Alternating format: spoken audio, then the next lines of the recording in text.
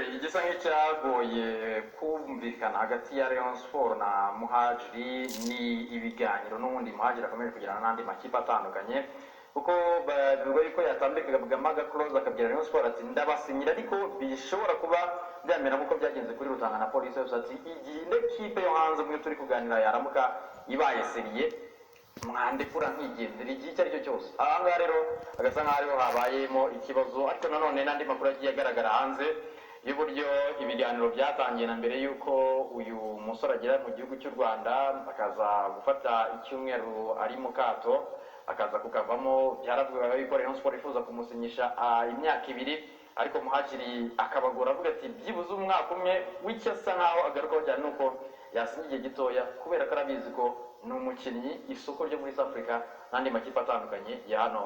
muri Afrika arimo kwifuza cyane. Hari amakuru arimo kumwerekeza muri Tanzania mu ikipe nka Yanga, ikipe nka KMC nayo yatangiye kuvugwa, Azam iravugwa, byose bisa nkaho ibyo byose tuvuze aribyo byatumye